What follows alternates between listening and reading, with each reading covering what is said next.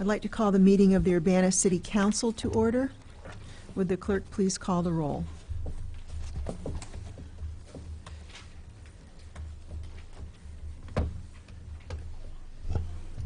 Mr. Ammons, Here. Mr. Brown, Here. Mr. Jacobson, Here. Mr. Madigan, Here. Ms. Marlin, Here. Mr. Roberts, Here. Mr. Smythe, Here. Mayor Pressing. Here. The first item is the approval of the minutes of the previous meetings. We have February 23rd, which was a special meeting, and March 2nd, 2015. Move So approval. moved. Motion by Marlin, seconded by Ammons. Any additions or corrections? Bill? Yeah, I have a correction to the March 2nd, 2015 minutes on item C. The presentation Snow Angels, that was done by Brandon Bowersox-Johnson and Cynthia Hoyle, not Brandon Boys. Different Brandon. Okay. Do you have that? Madam Clerk? Yeah. Anything else? All right, all those in favor of the minutes as corrected, please signify by saying aye. Aye. Those opposed? That motion carries. Are there any additions to the agenda? Don't see any additions. Okay, we'll move on to petitions and communications. I have Abdul Hakim Salam.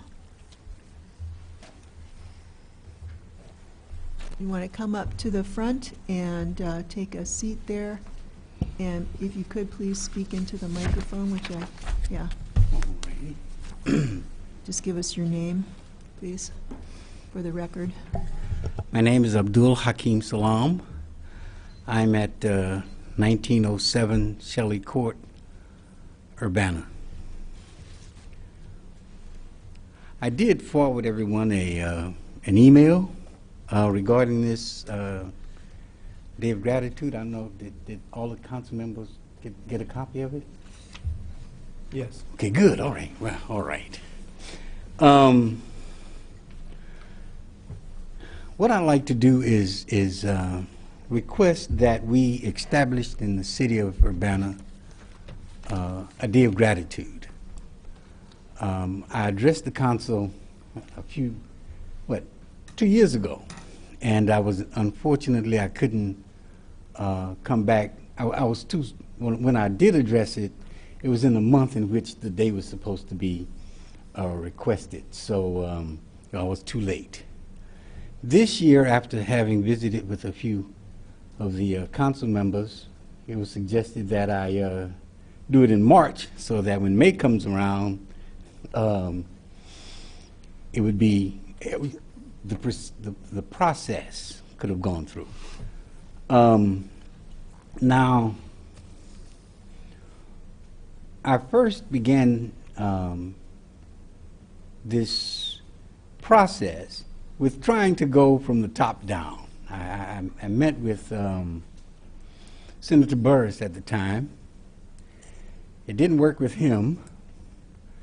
He said they weren't passing anything in Congress, and that's my response from him. And then I caught Tim Johnson, and I spoke with him.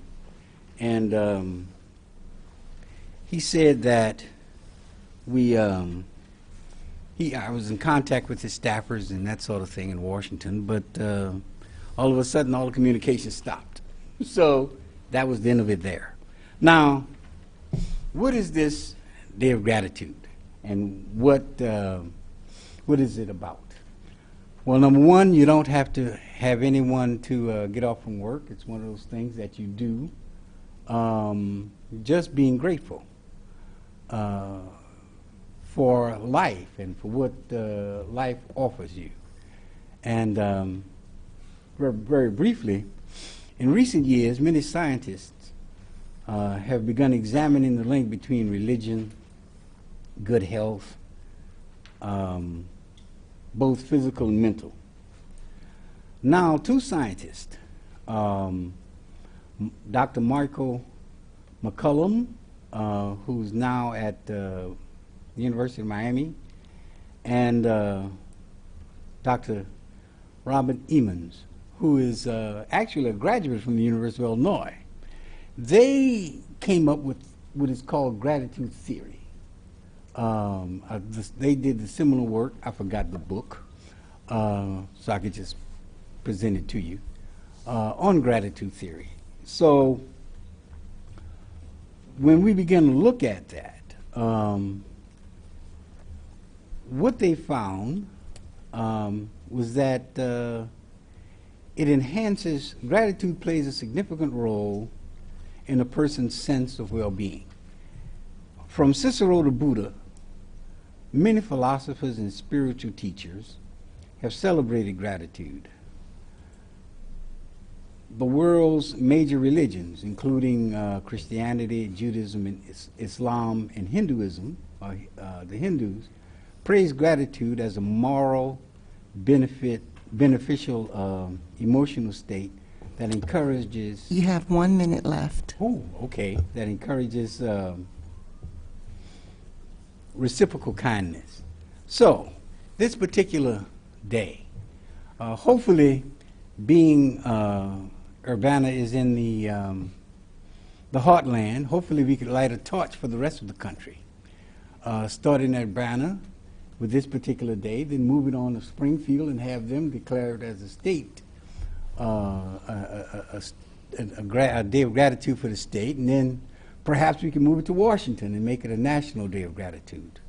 So this is what I hope to get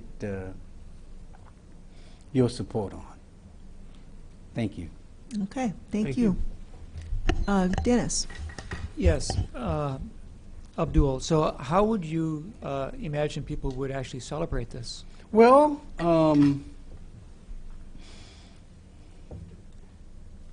oftentimes when you look at gratitude, we're grateful after something happens.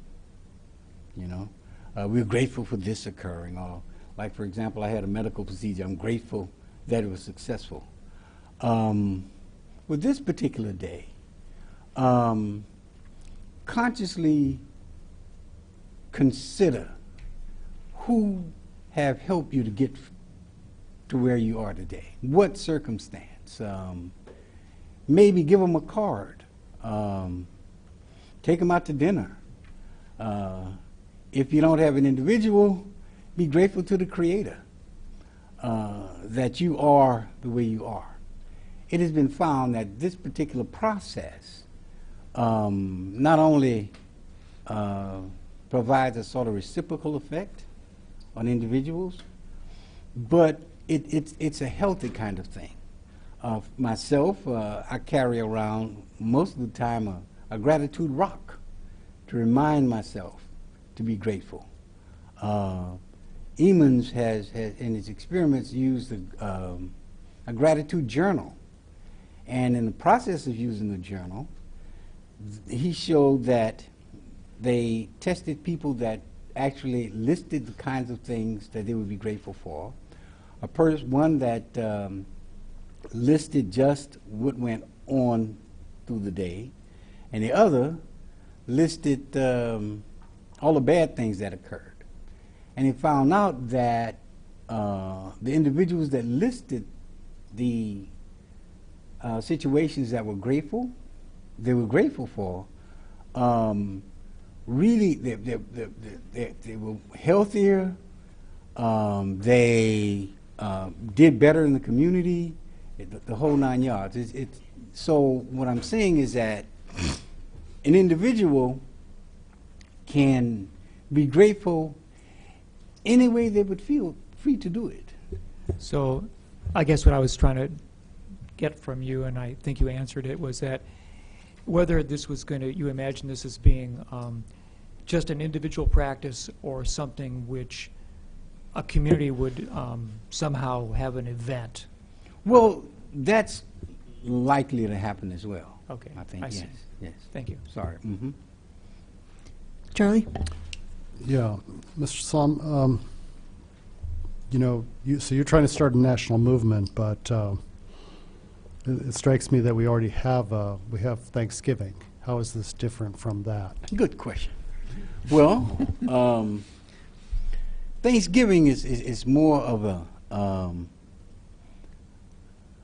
how would I say? Thanksgiving started in the United States, okay? Gratitude came from earlier times, from Buddha, from the Old Testament, the New Testament, the Quran, the Upanishad with the Hindus. It's been around a long time. And gratitude, by definition, I suppose, is the mother of all virtues. So it's different. Thanksgiving, you're appreciative, but no one, when someone does something for you that's, that really pushed you forward and made your life better or whatever, you don't say, I'm Thanksgiving. You know, this is a good Thanksgiving event. Gratitude, by definition, is the act of looking at a situation and expressing the benefit that one has received from a particular act. If that answers the question. Yeah, okay, so just to follow up, is there particular significance to May 28th, which happens to be exactly 6 months from Thanksgiving? No, initially I had it on the third Thursday. Well, thank you. I didn't even think about It's that. fourth Thursday of May is, you know, Right. corresponds to fourth Yeah. Thursday in November. Well, that may be good. I had it on the third Thursday, but last year we declared that particular week as Law Enforcement Appreciation Week or something. So I didn't think that putting this holiday in that particular week would be something that would be appreciated, I say, by the public. Eric? So I guess I would be in favor of some sort of recognition of this. I don't know how much good it would do, but I think it would only do good. I think one difference potentially between this and Thanksgiving is that it seems almost as though one of the major significance of Thanksgiving is the start of the Christmas shopping season. And and so perhaps this would differ in the sense of not being commercial, although I suspect that if it became successful, it would also become commercialized, but that would be maybe something down the road. So I kind of like it. Thank you. So what we'll do is have a proclamation, okay? I sent you an email. Might take a Okay. few tweaks to put it in our order, but we do proclamations for various things. So that would be a beginning. Just have a proclamation, ask people to think about it. Is All that- right. Well, Mike? Would it be okay to suggest the official food of No. See, we thought it was going to be commercialized, and I think you seized on that, right? You know, I'm just every angle I can, you know. As long as there's no, the turkeys, I would imagine, would be grateful and have gratitude if we didn't make We have them. turkey too. Well, thank you very much. Okay. Just want to comment. Aaron. Thank you, brother, for bringing this. And I do think that one of the differences between Thanksgiving and the Day of Gratitude would be that, you know, it would be healthier. Instead of eating a lot of sweet potatoes and cakes and a bunch of dressing and whatever else people eat during that time, this would, huh? But thank you. I think it's a good idea too. You want to say something else, Yeah, Charlie? actually, I would love another excuse to get Phyllis's cooking. Yeah, I see some agreement there. Actually, I didn't get a chance to read it, but I thought I saw a reference to kindness and longevity of life in the New York Times or something like that, maybe the science page last Tuesday, and it'd probably be worthwhile to go look for that. Probably Eric here will find it by the time I'm done talking. But yeah, I thought I saw something about that, and it might be, I don't know if it's related to this research or whatnot, but I thought I saw something about that. So, you know, practicing random acts of kindness is I think we the need more appropriate of day that. for that, yeah. We are grateful for your suggestion. Thank you. Thank you.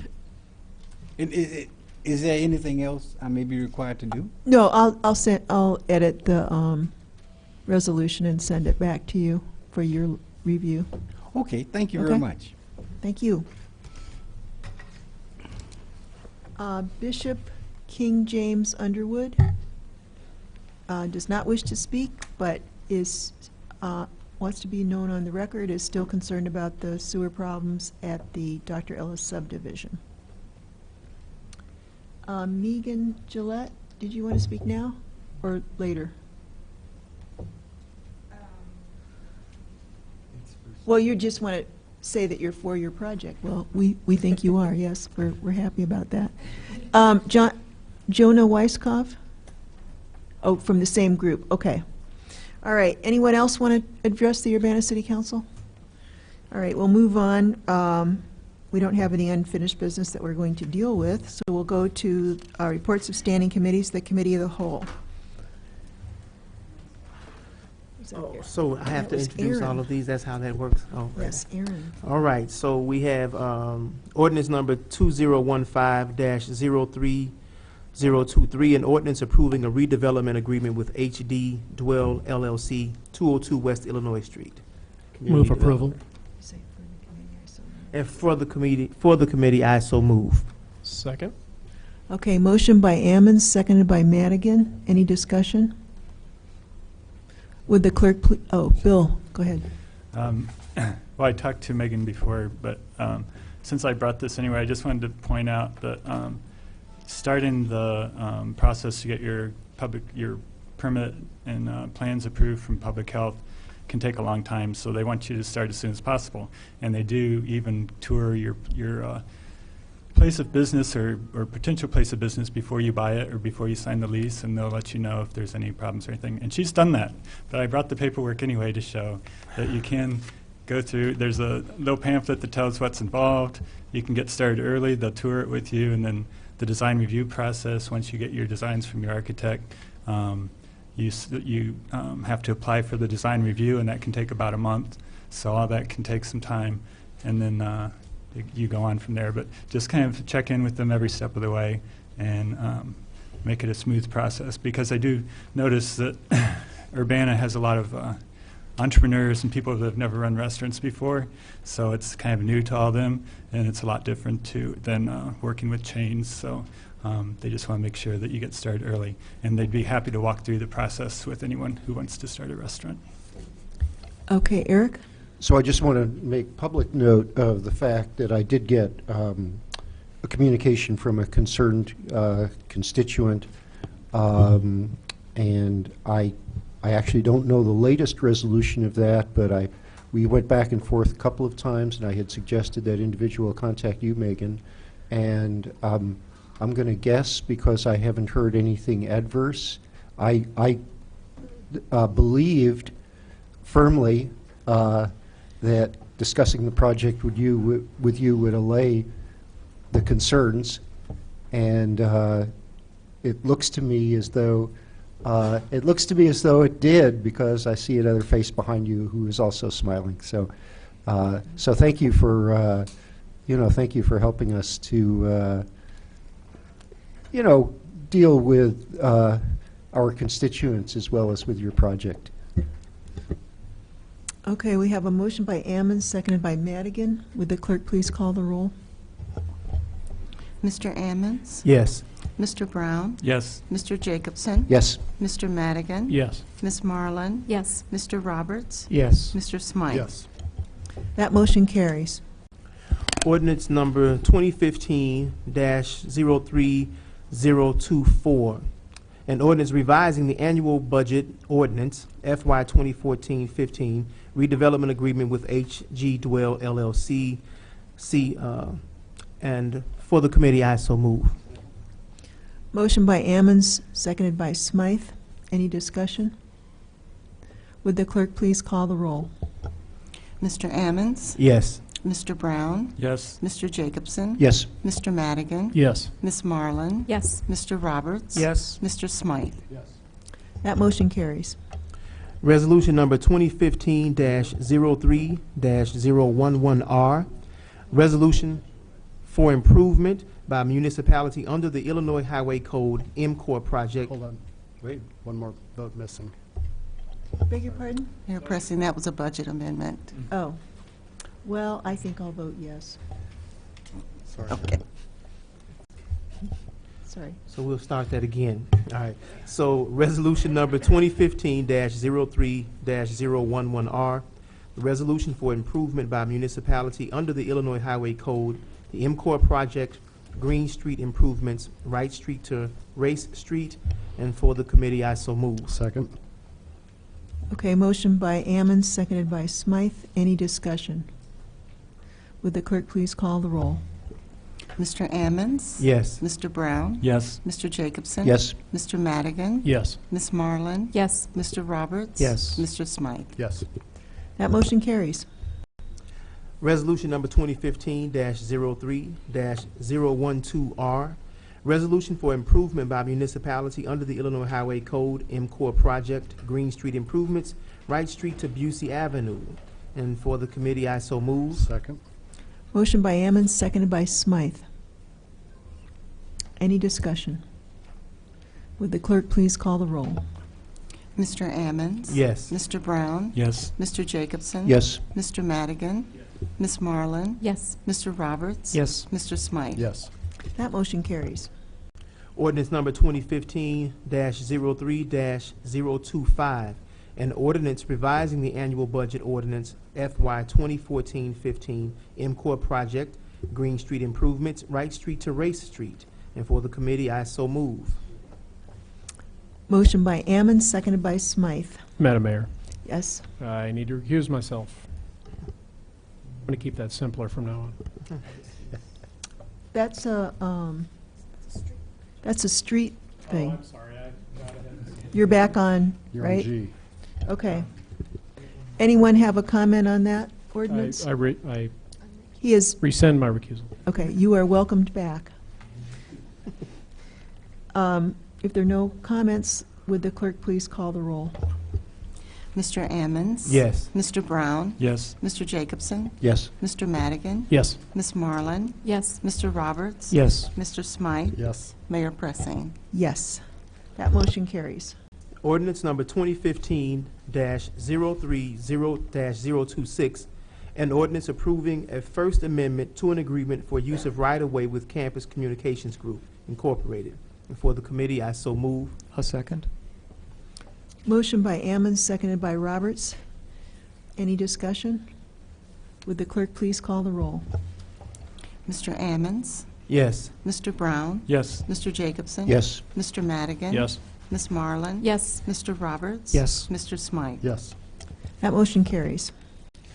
Ordinance number 2015-03-027, an ordinance increasing number of Class R2 liquor licenses for Lord and Lacey's Famous Kansas City Style Barbecue, DBA Lacey's Famous Kansas City Style Barbecue, 119 West Main Street.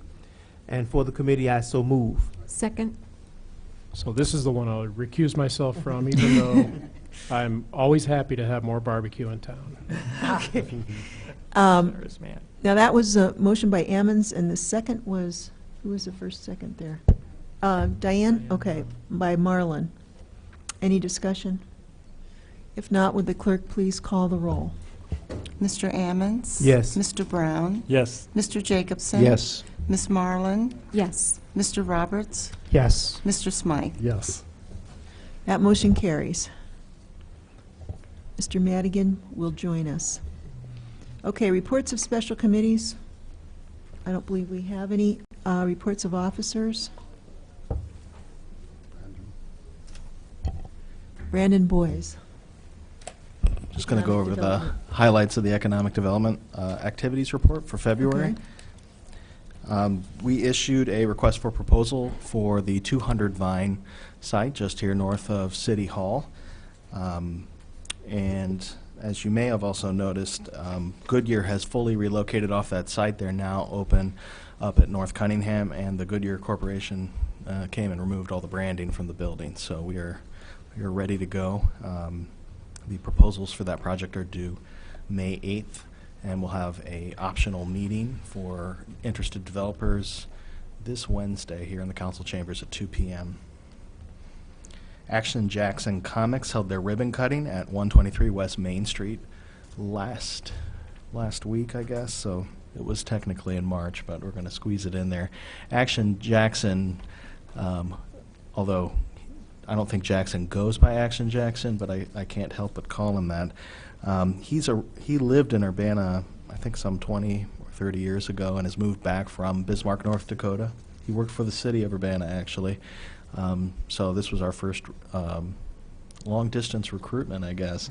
So we're really pleased to have him here. This is our first comic book store, I think, in Urbana as a whole. And he is co-located with Era Records and Farm League Skate Shop.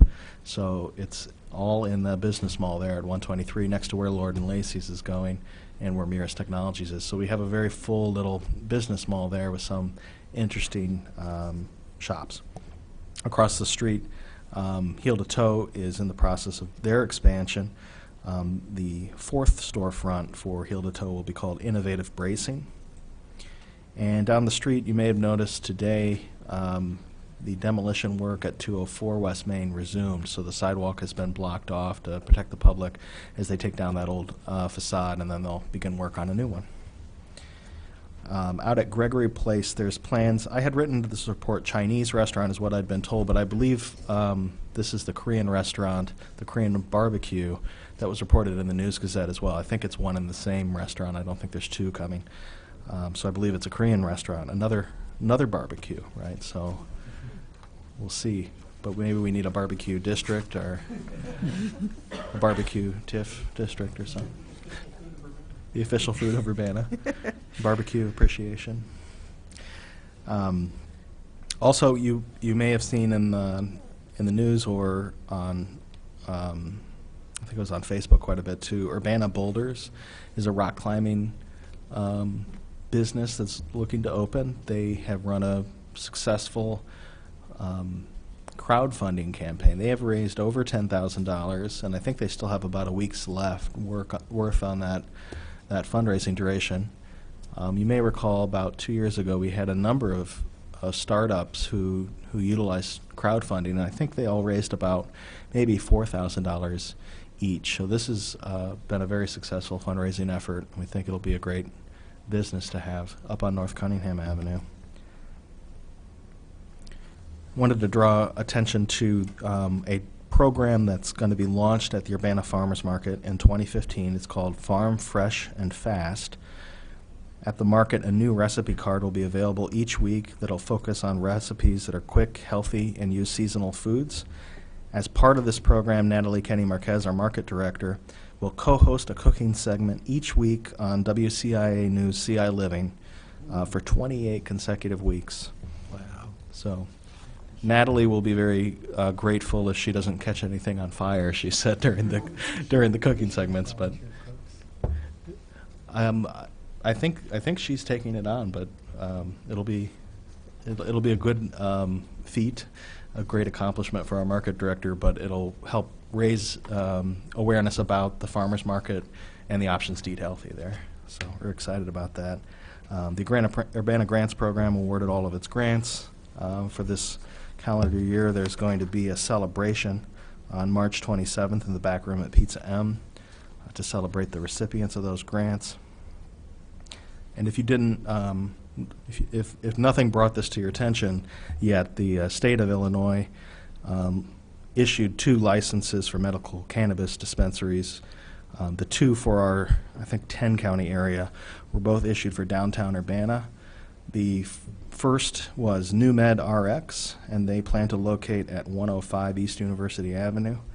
And the second license was awarded to Phoenix Farms of Illinois, LLC, and they had intended to locate at 202 West University Avenue.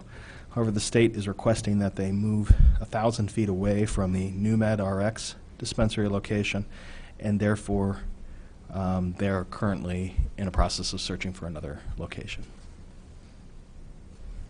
Any questions? Diane? Three things. First, I've had several questions from citizens about the Aller building and when the sidewalk would be open and the street would be fully functional. Second, does anyone know what's going into the Corkscrew property?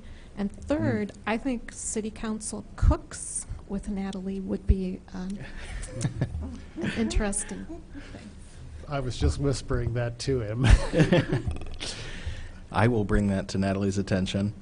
All our building needs a final inspection before it can be open to the public, and so I don't believe they've finished all of the post-demolition cleanup that they need to do, but our building safety staff need to verify with them the final steps. Are we I don't- looking at weeks or months? I'm or- actually not sure. Okay. I would hope it'd be relatively soon. I think everyone's hoping for that, but. And Corkscrew? Corkscrew, it has not been announced. My understanding is it would be a retail use. However, I don't know if my information is very accurate at this point, so we are eagerly looking forward to finding out who purchased the Corkscrew building. Okay. Thank you you. very much. Any other reports of officers? All right. New business, ordinance number 2015-03-028, an ordinance amending the zoning map of the city of Urbana, Illinois to rezone a 7.38-acre parcel at 1505 East Florida Avenue from B3 general business to R5 medium-high density multiple family residential. Hi. Good evening. Kevin Garcia? Yes. Okay. So as was just stated, this is a request by Joshua Creek to rezone a parcel at 1505 East Florida Avenue from B3 to R5. The site currently contains the Point at U of I apartment complex. This is on 7.38 acres on Florida, just east of the Philo Road Business District, which you can see on Exhibit, on Exhibit A. That's not mine. Okay, pardon me. So prior to the construction of the Point, this was the Kmart, the former Kmart site, which had been vacant from July 2003 until the Point and an adjacent commercial development were built on there. And they were developed as part of a development agreement that the city came to with CTC Properties in 2005, which was later amended in 2007. And the development agreement was for two, as I mentioned, there was the Point, and then there was a commercial property over on Philo Road. And if you look at Exhibit A, if I can get to that, you'll see the two sites. Here we go. Okay, so the site in question is the one that's outlined in yellow here. The other site, the commercial site, is no longer owned by CTC Properties. It's not part of this rezoning request, but that was part of the initial development agreement. Now, the reason for this rezoning request is that after the original development agreement was entered into, and they started getting demolition permits and starting the development process, the city of Urbana changed the zoning ordinance, which at the time of the development agreement, multifamily uses were permitted by right in the B3 district, and then the zoning ordinance was changed to allow multifamily uses with a special use permit in the B3 district. So this property is a legally non-conforming use in the B3 district, and the property owners would like to get it rezoned so that it's in compliance with our current zoning ordinance.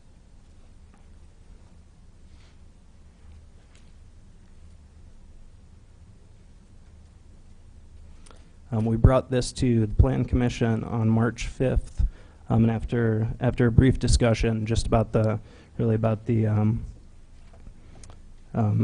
just some general development questions like how this would affect the adjacent businesses, screening requirements, just some basic questions. The Plan Commission voted 4-1 to recommend approval to the City Council. Now we feel that the use as a multifamily apartment complex is compatible with the surrounding areas.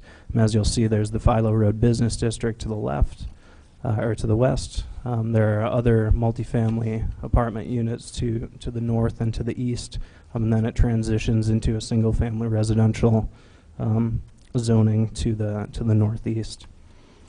We feel that the most appropriate rezoning for the property would be R5. And if you look on page 5, the table on page 5, you'll see that the point complies with all of the development regulations for the R5 district. So for instance, minimum lot size, minimum lot width, the height of principal structures, FAR, open space ratio, and such.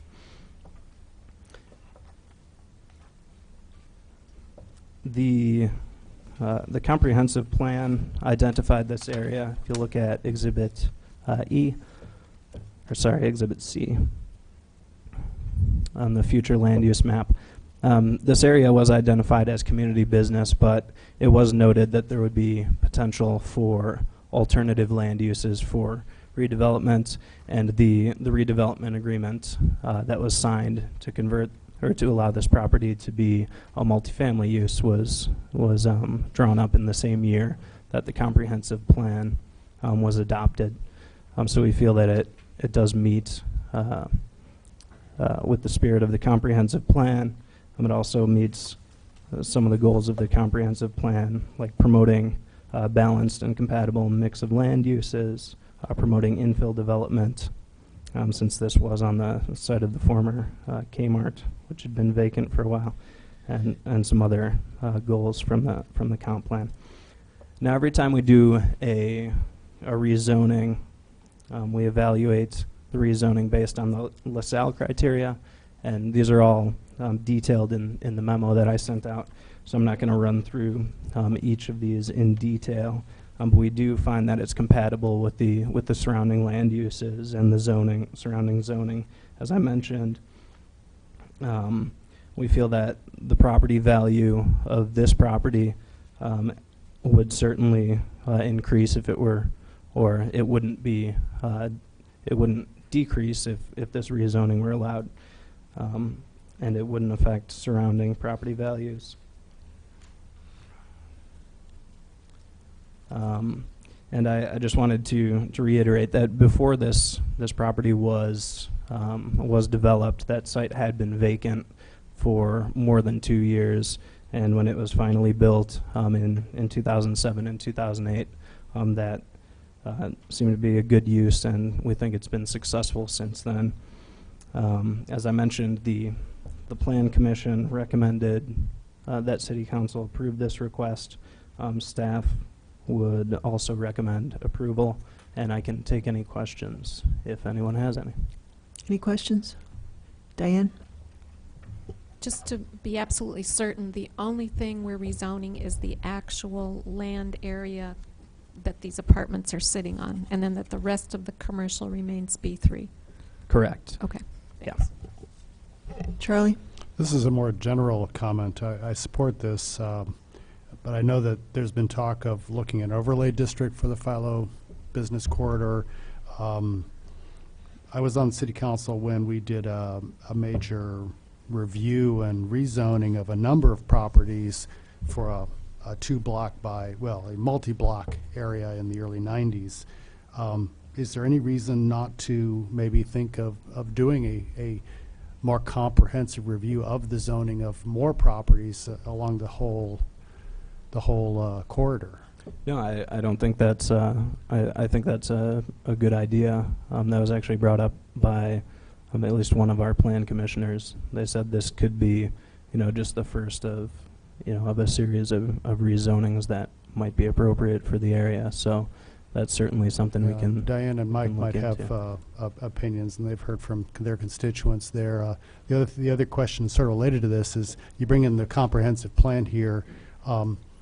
Comprehensive plans are good for 10 years, 20 years. What's the typical lifespan? And, when do we have to get in and mess with the comprehensive plan again?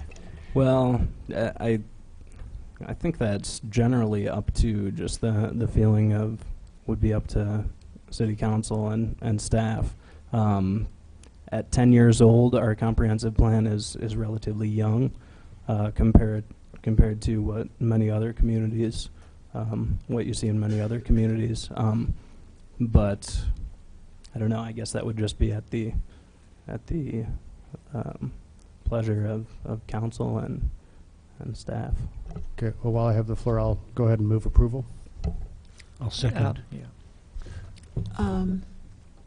Is that a tie between the two of you? Okay. Motion by Charlie Smythe, seconded by Eric Jacobson. Aaron. So as I was reading through some of the minutes, I saw that a couple of people had questions. Mr. Storr in particular was asking about whether there's a tax or assessor difference, and I think you answered that question. You said there's no difference in that? That was a question that was posed to the property owner, and they said as far as they know, there would be no difference in the assessed value, and also as far as I know, I don't think this would affect the value. And I think the other question was about rezoning. If we did the rezoning, the subject property to R5 would it discourage businesses to develop on the vacant lots, or not? I mean, I think that would be just speculation on our parts, but there, as you can see, if you look at the zoning map, there's a lot of area there that's zoned. All this area in red is zoned B3, and that's probably a lot more business zoning than is needed in that area.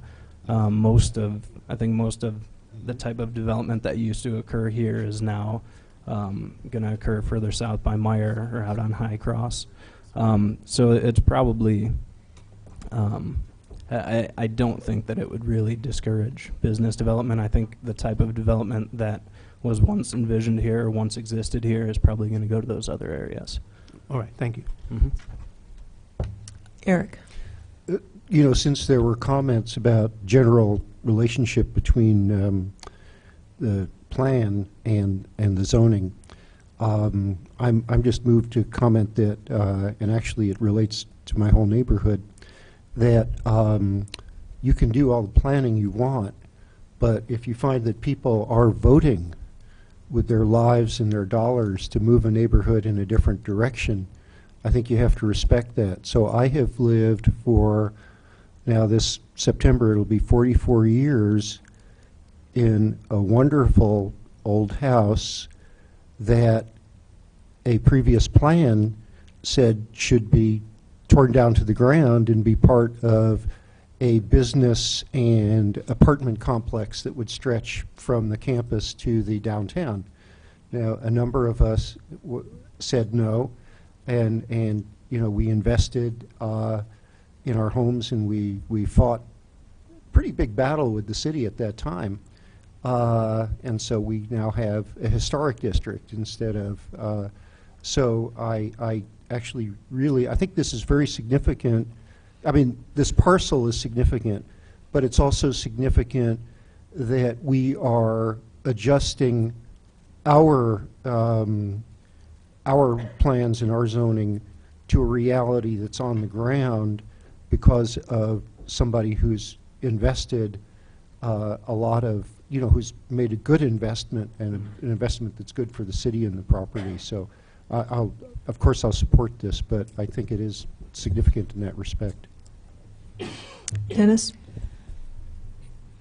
Perhaps this is not totally germane, but this property once did include business development unit that faces Philo, and I see now that it's owned by a different person. Has there been any activity in moving that forward in a new direction? Have you had any conversations with somebody that they have a new idea for that property as well? For that commercial property? Yeah, the commercial. Yeah. I haven't. I'm not sure if, I guess Brandon's not around. Jeff, do you know? Has there been?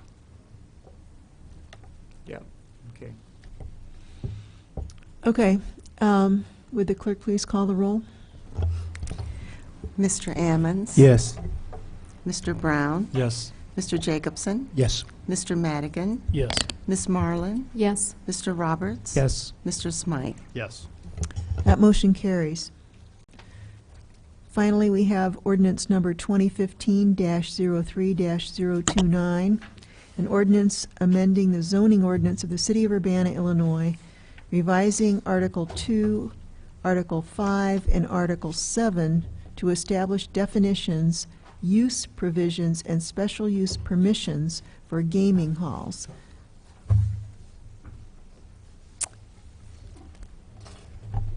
Would you like to introduce yourself? My name is Christopher Marks Christopher Marks. Okay, thank you. with the Planning Department in Community Development. So,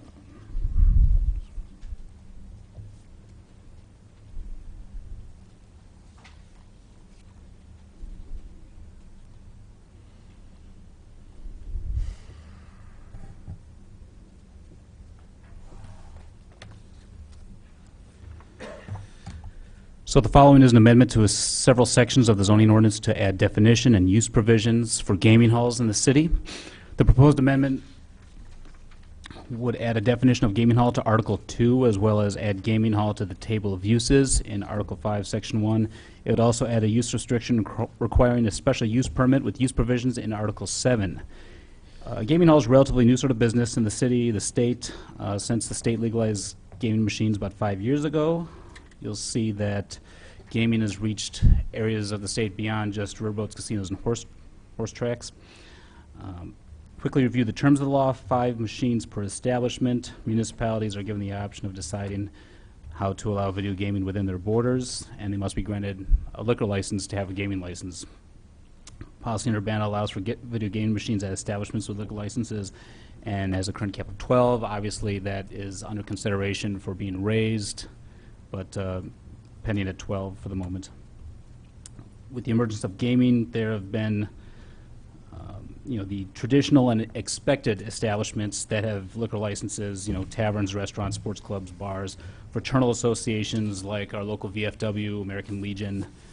Accordingly, most municipalities have already zoned for these sorts of businesses. Without video gaming, they already had an established use for those sorts of uses. Since video gaming, there's been a different kind of establishment emerging. Those are businesses that operate with a principal use of video gaming. They have a liquor license, they serve alcohol on the premise, they might have food or beverage offerings, but they are centered on their video gaming machines as their principal use. The other uses of food and beverage service, merchandise sales, are, or being an organization of a service aspect, are secondary to their principal use of video gaming. They're becoming very common throughout the state. The list of permitted gaming establishments made publicly available by the Illinois Gaming Board shows dozens of different venues that operate with gaming as a principal use. These establishments have food and beverage offerings that might be considered limited to other bars and restaurants. In some situations, their food is pre-packaged or prepared foods. In some situations, they might not have a kitchen. Their overall square footage is small. Their certificate of occupancy still classifies them as a restaurant or bar, but the vast majority of their revenue comes from their licensed video gaming machines. That might be appropriate to just scroll down to the map just to show the current gaming halls, as well as the one existing gaming hall within the city, as well as all the other licensed establishments with video gaming terminals. That includes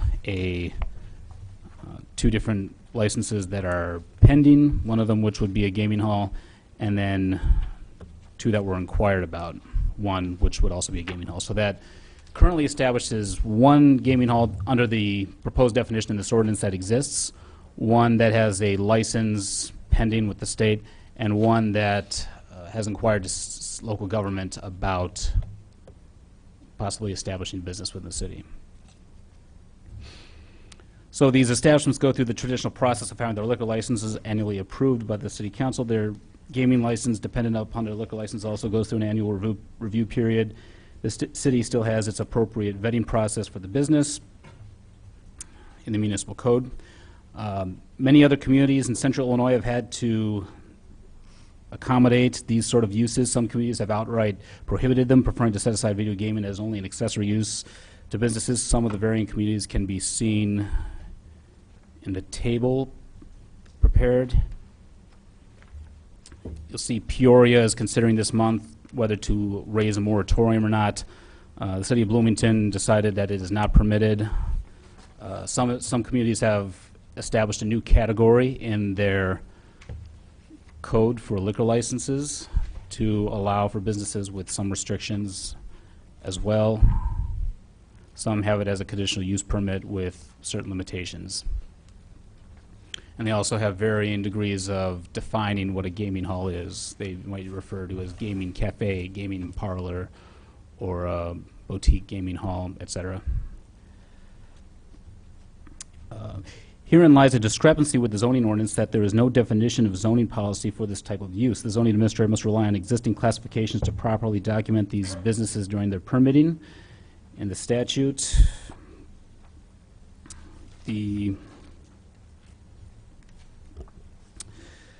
according to section 5(1)(b) of the zoning ordinance, that says such use shall be subject to the regulations of the use to which is most related or similar as determined by the zoning administrator. So accordingly, this amendment proposes to add the term gaming hall to the definitions in the zoning ordinance that would state that a gaming hall is. Scroll down to the proposed definition. An establishment whose primary purpose is to operate video gaming terminals as defined under the Illinois Video Gaming Act, and in which alcohol liquor is drawn, poured, mixed, or otherwise served for consumption on the premises, which is subsidiary to the operation of the video gaming terminals. In determining whether an establishment's primary purpose is video gaming, the considerations include, but are not limited to, a seating area for video gaming terminals being greater than the seating area for food and beverage service or merchandise sales, the absence of a full-service kitchen, an estimated net revenue of at least 40% or more derived from video gaming, and an overall size of 1,500 square feet or less. The definition also established definitions for fraternal establishment and veteran establishments, such as the VFW or American Legion, which are consistent with the definitions in the Illinois Video Gaming Act to exempt those types of organizations from this definition, because they might have certain aspects that might match that definition, but obviously their charter, their mission is beyond that of having profit from video gaming. It's to serve a community purpose and an organizational purpose. Additionally, the proposed amendment establishes gaming hall in the table of uses as a special use permit required in the B3 general business, B4 central business, and B4 East central business extension districts.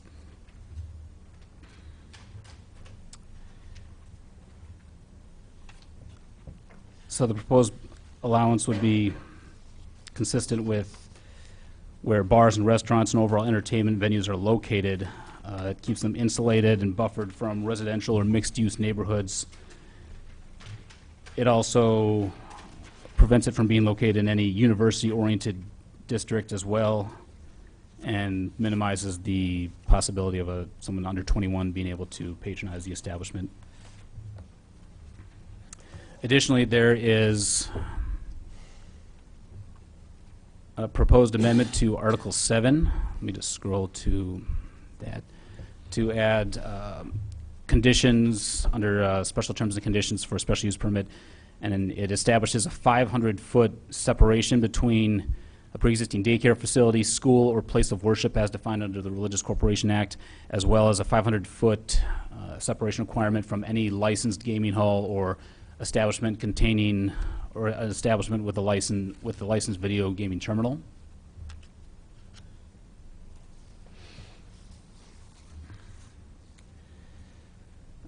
The state law requires a 100-foot separation between places of worship and schools. These are provisions that were established after the Plan Commission considered this amendment. The Plan Commission reviewed this case over 3 separate meetings. They expressed serious reservations about the allowance of gaming halls in the city and the expansion of video gaming. They expressed concerns about video gaming as a principal use and its effect on area residences and the businesses in Urbana. They acknowledge that, it provides revenue to local businesses and revenue to the city, but they expressed a preference for prohibiting gaming halls in the city's municipal code because through the zoning ordinance would not be appropriate, but other communities that have decided not to allow any establishment with video gaming as a principal use have done through the municipal code.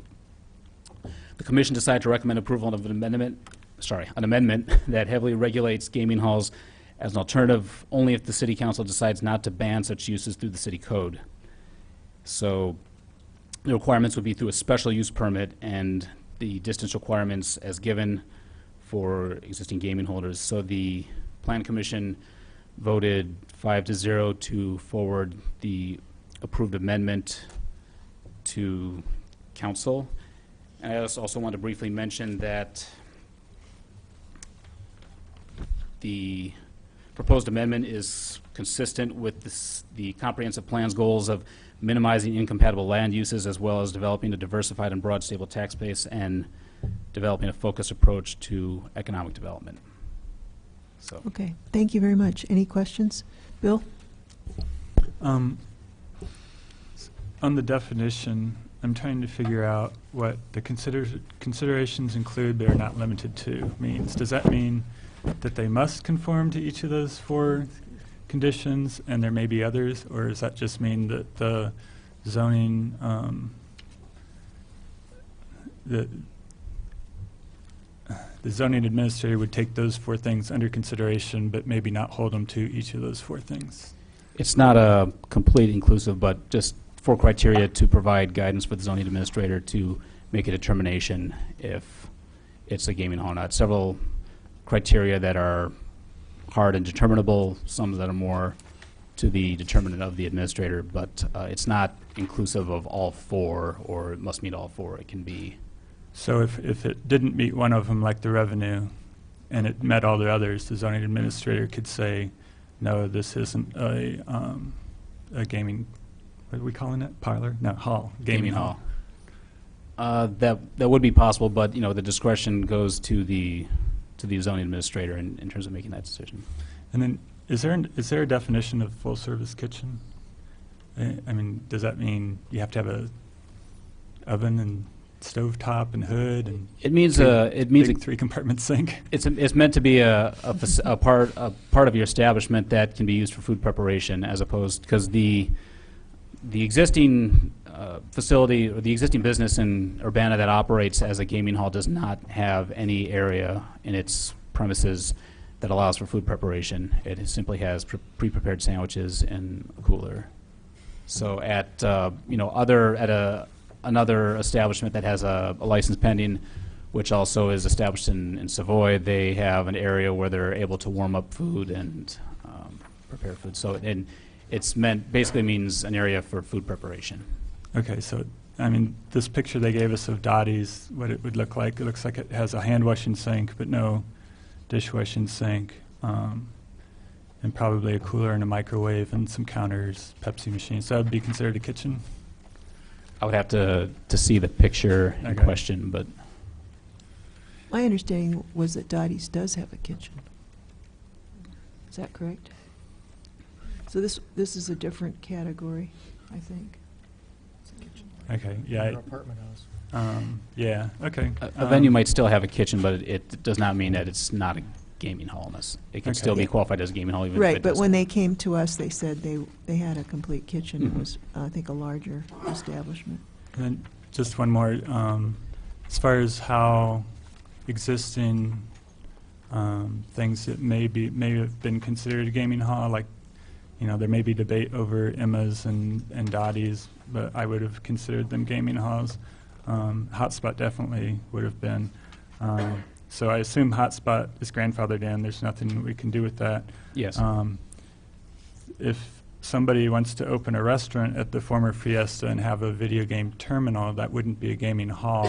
So they're coming within 500 feet of Hotspot shouldn't affect that. They could still do that because Hotspot would be the one with restrictions and they're already there.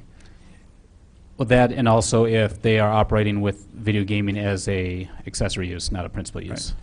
And then how about like with places that have started, like Emma's and Dottie's? Well, I don't even know if Dottie's has actually started, but Emma's looks like it's ready to open.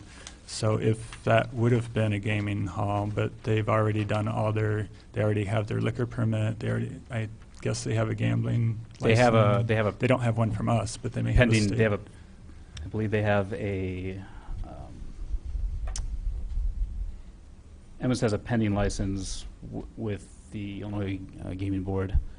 Whether they would be grandfathered in or not, I believe they would be, but we'd have to consult. They don't have their certificate of occupancy yet, I don't believe, so I think they would not be grandfathered in. They would have to show to us, or explain to us revenue and floor area and stuff like that, and we would determine if it's a gaming hall or not.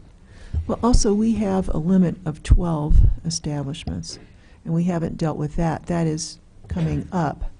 So if we don't change that, nobody gets a license. Okay, I think that's it for now. Charlie? As a follow-up to Bill, so suppose a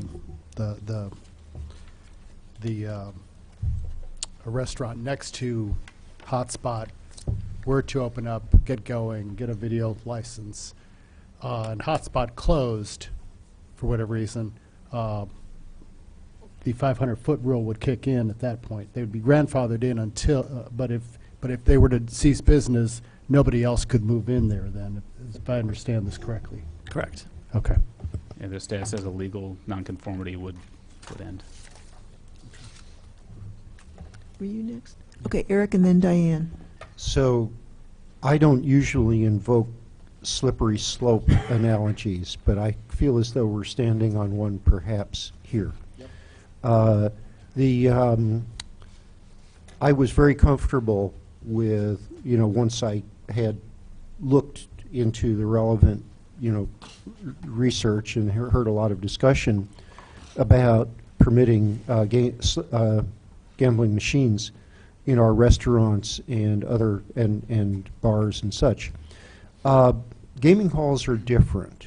I mean, one of the big arguments in my mind for permitting these machines in our restaurants and other kinds of establishments is that they are sources of revenue for those establishments. We're competing with Champaign for those, and we would be at a terrible disadvantage if we didn't allow that. But it seems to me that gaming halls are something different, that we can decide whether or not we actually want gaming halls in the city. And I guess I have some serious reservations, and they're two or threefold. And I haven't had a chance to look into this, and Chief Connolly may have, or police department may have some notions on this, but I wonder if there's if there are any public safety issues. If people are drinking and gambling, for example,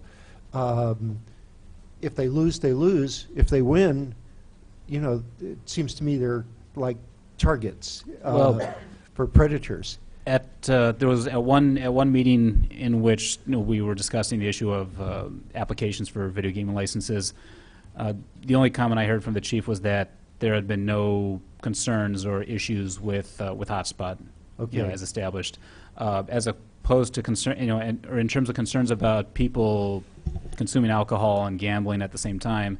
I mean, that's a likelihood you're going to have at a establishment that already permits gaming, but if it's an accessory use. This is mainly distinguishing just, principal versus accessory uses.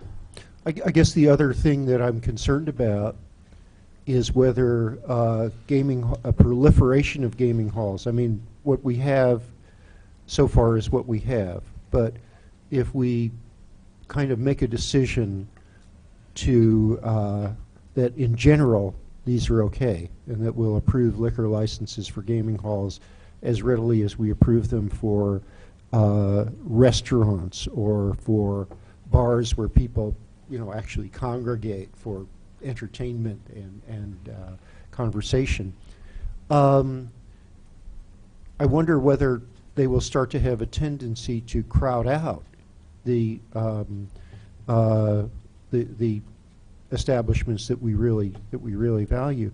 The third thing about them is that I think that it's very, very clear, there are lots of communities that can attest to this, that gambling revenue is not terribly stable, and that that there's big booms and busts in and many communities who rely heavily on gambling revenue, can start to feel, can really come into some bad times.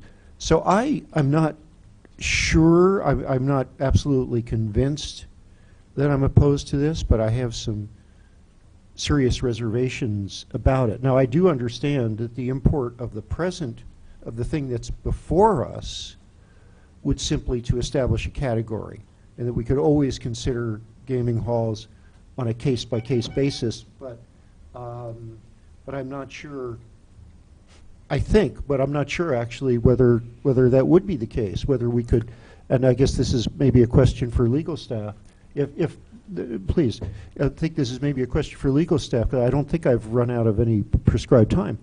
The question for legal staff is, would we, if we pass this ordinance, could we then simply deny a liquor license to somebody on the basis that we don't like your gaming hall, but then give a liquor license to somebody else who has, who is going to do a restaurant?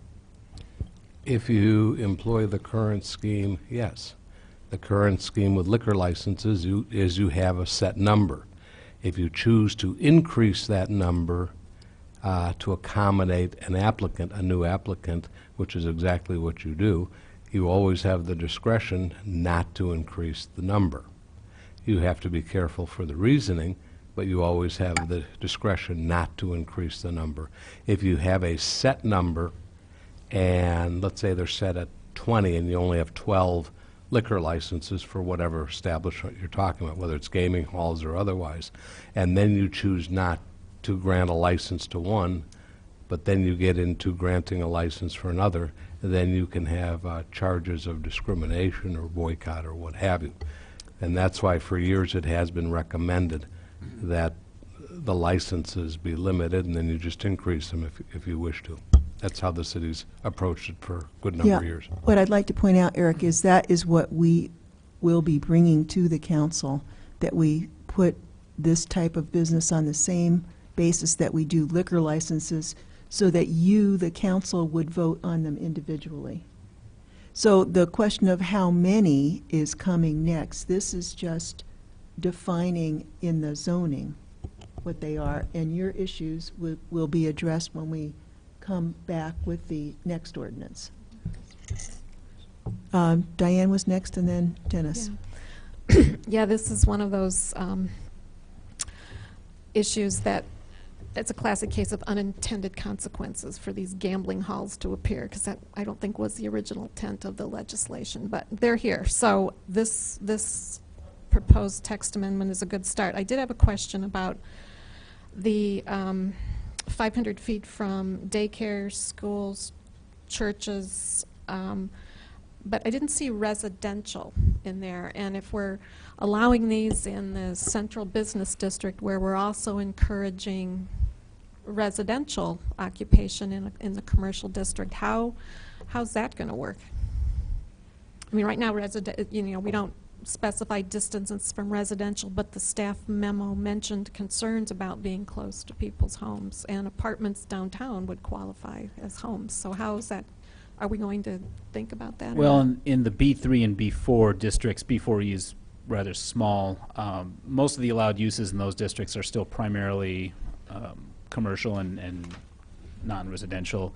So the having a separation from residential areas certainly is something that might be taken into consideration. But I think with the districts that we are even proposed, that this amendment is even proposed to be allowed in, it's already limited to in its exposure to existing residential developments, if I'm not mistaken. So. Okay, Dennis? Oh, did you get your? No, well, so I'm Keep still going. not clear. So say a gambling hall opens up in downtown Urbana, and then a, mixed office residential facility is developed close by. What? Or say a residential facility is developed first, and then a gambling hall wants to locate next door. That's acceptable under this text amendment, correct? Yes, correct. And really, we didn't see a lot of other cities that had distance requirements between residential uses and gaming uses when we did our research. But it's something you could add to the text amendment if you so like. I guess I need to think about that. Yeah. Okay, Dennis? Yeah. So I appreciate the fact that what you're trying to do here is propose something that would give toothy restrictions to any gaming establishment that wanted to be established in the city, because now they're allowing them to have these come to us in Illinois State. And again, I think I'm totally on the same page as Eric is, that again, it's these sort of unexpected intentions from allowing what we thought was support for legitimate organizations that we want to see prosper, the VFW and other places where they have marginal income, which apparently really required some assistance, and the gambling package that was passed by the state and we've approved here allows them to have the 5 slot machines or whatever. But when we start devoting the entire business to being a gambling unit, it raises some questions, and two of my constituents have talked to me at some length about the danger of there's 2 dangers about that people with the lowest incomes may be most wishing to strike it rich. I mean, a lot of people are doing the lottery already, and gambling a certain amount of income on chance. But to augment that possibility might endanger yet more households who are marginal to fail, because we don't know what the ability of the people is, and we can't judge that, but there's a certain amount of self-regulation that has to occur. I've heard that there are some gambling establishments that when you go to them, they require a card, like an ID card. I think this is maybe in casinos, and when a person reaches a certain betting limit, they're cut off from betting further for that day. I don't know if that's something that this ordinance we might want to consider as a safeguard. And then finally, the comment that it's often true that the expected revenues from gambling are consistent, and we know that in different periods of economic stress, people are spending less money on eating out and other kinds of movie-going, the kinds of things that are somewhat marginal. And I would expect that during those times perhaps we would see less gambling. And we're not in the most healthy economic situation here in the United States right now, so I wonder if we're allowing a lot to happen with perhaps very little return at this time. Mike Madigan next. May I make a quick point? Sure. Just want to say that You the could. state law has definitions on the payout allowances for a machine. It says that no cash award for the maximum wager for any individual hand shall exceed $500. So state law does make some specifications about that. So you would have a ceiling on how much you could lose. Or you could have how much you could win? Okay. All right. Mike? So, you know, this is a difficult one for me too. Usually I would say, just let the market prevail. Gambling's a different animal though. And I think that the original law, and I think the General Assembly, and they're wringing their hands over this right now, as we all know. Lots of bills are already in play. It's hopefully something is going to play out this session to rein this in a bit. I think that would be a good thing. Because I think the original law had a good intention, which was to support the VFW, the American Legion, the existing brick and mortar businesses who maybe were struggling a little bit and needed some additional income. But these gaming parlors, I think they serve a legitimate purpose too. There are folks, and that's why they're succeeding, frankly. There are folks who are not interested in going into a bar or going into a fraternal club. It's not their thing. And the bottom line, guys, is if people are going to gamble, they're going to find a venue to gamble.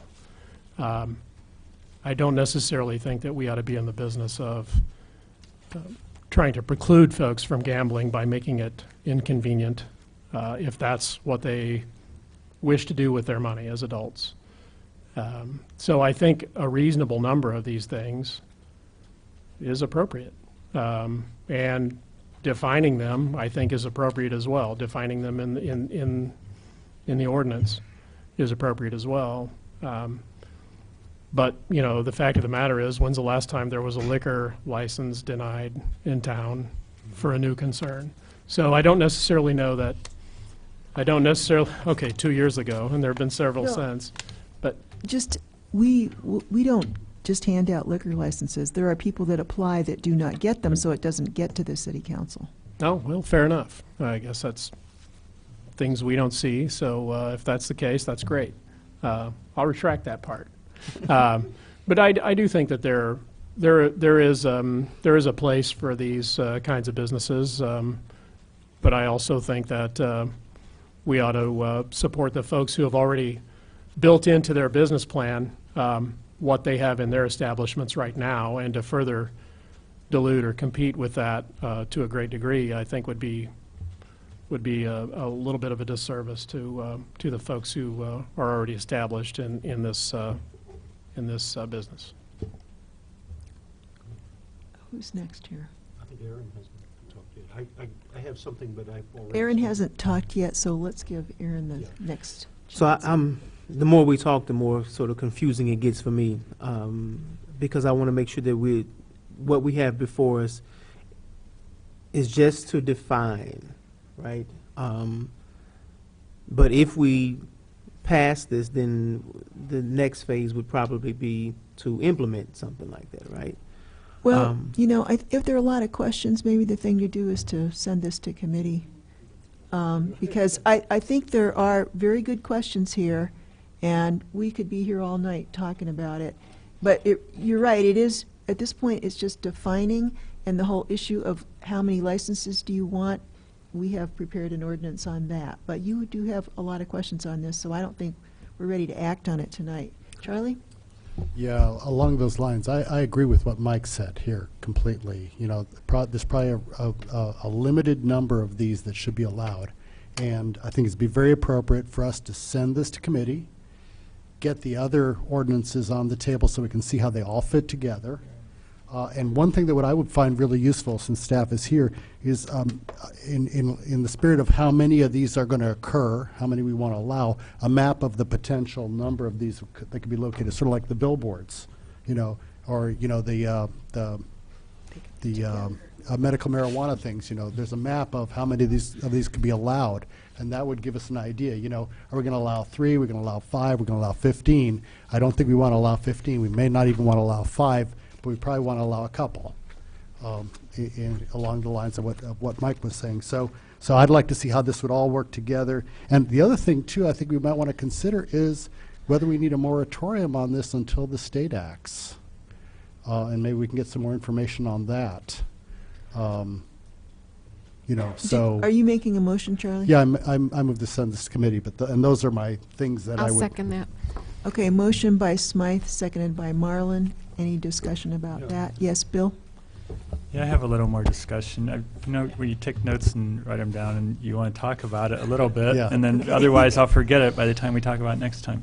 So I think for me the main thing is the definition just doesn't seem to include the. I mean, unless you say that it has to abide by all these things, instead of just leaving it up to a zoning administrator. I think the revenue. I mean. I guess one question I do have, maybe you could answer, is with the revenue of at least 40% or more derived from video gaming, then the rest of it would be something we tax. So especially if it was food or alcohol. And if it was merchandise, we might not be able to tell exactly how much they're selling. But if it was food or alcohol, we would know how much they're selling because we get that directly to the city. So if it turns out that the estimate is that they will, that gaming will be less than 40%, but then once we start collecting taxes, we realize that gaming's 80%. Well, we'll know what their gaming is too. So we'd know within a few months whether that was true or not. So if it turns out that their gaming revenue is more than 40%, then they would lose their license then? It says that at least 40%. Right. So if they were less than 40%. Is your question is if they were determined to have a certificate of occupancy as, say, a restaurant, and then after further examination or after a year or two, it's determined to be gaming revenue of more than 40%? Right. Well, that would be handled like any other use violation. If the zoning administrator determined that they're in violation of their certificate of occupancy, that there would be a call for abatement, and then it would be processed accordingly like any other use violation if that were the case. So I guess the way they would abate that is shut down the machines after a week and just sell cookies and crackers and whatever. I can't say that. I can't speak that far ahead, but they would have to immediately file for a special use permit. If you look at the numbers these places generate, so for one gaming hall, they make about $60,000 per month, the net terminal income. So then I guess net revenue to the operator, to the premises, would be 35% of that. So that's $21,000 a month. So that means they'd have to sell 1.5 times that in food, so $32,000 in food. So basically, for every $50, it takes about an hour to lose $50, by the way, in one of these places. You've done it? Through some research, I discovered that. So for every $50 you lose in an hour, you have to eat about $25 worth of food on the average. And with this menu they gave us, I think the hot dogs were about $2. The sandwiches are about $4. So I think you know where I'm going. That's a lot of food to eat in an hour. And when I was in Emma's the other day, I was able to get a sandwich. They were out of 8 of the 10 selections, and so I don't think they're selling a lot of food at these places. So I don't know. It's just it's fine to have these definitions, but I think you have to be realistic of what these places are making their money on, and if their revenue, I mean, that's the main thing. If their revenue is, I don't know, 40%'s right. Maybe even we could allow up to 50% gaming, or 60 even. But you have to be realistic, and whatever it is, shut it. Go by that, and not fake it out. Not have everybody making these fake kitchens, and the rest of it's pretty easy to abide by. It doesn't take much space for five video terminals. So, having more than 50% space for your operation, that part would be easy. The overall size of 1,500 square feet, that seems reasonable, but most of them could do that. But yeah, the kitchen, I just don't think that people are you can put in a fairly inexpensive kitchen or even a more expensive kitchen, but still not be selling much in the way of food. So that concerns me, is that if we don't get the definition right, then nothing else is going to make any difference. Whether we do it through zoning or whether we do it through a special license, or either a special liquor license or controlling it. If we can't define it, then it's going to be hard to control. But other than that, I think I agree that 2 or 3 of those kind of places that would match what what surrounding areas have makes sense. Otherwise, people that want to go to those places are just going to go someplace else. As far as trying to shut somebody off after gambling too much, that works for riverboats, but it wouldn't work for a locality, I don't think, because they could just go to the neighboring town and that doesn't have that same rule. So, so yeah, I think that's all my notes for now. Diane? Is it possible to see what the state is considering as a definition? I know they've been banding percentages around. In light of that and Mr. Madigan's comment, the Illinois legislature actually considered an amendment to a bill last year that would have restricted gaming halls in some of the same capacities that municipalities have. It ultimately was dropped, but some of the provisions, including a gaming hall must prove that 60% of their or more of their revenue comes from food and beverages. It would have grandfathered existing gaming parlors until their next license renewal.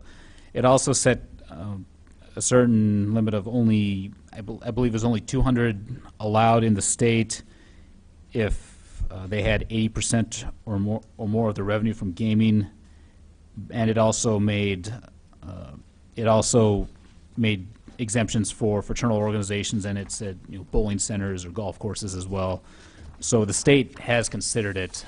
That was under a previous governor, but some of their definitions are not, and at least the bill that I was looking at, or the amendment to a bill, was not too different from what is being discussed. I think it's important that your Exhibit F include more than just from July 14, because what we've seen looking back from when this started is just a tremendous growth. And one of the we met with the governor up in Rantoul last week, and the state is in a huge financial bind. My suggestion is that the state get a larger proportion of this. These places are really raking in money, and they get 35% for the establishment, 35% for the terminal, and 25% for the state. So if that was changed to 30-30 and 35 for the state, it would bring in $100 million.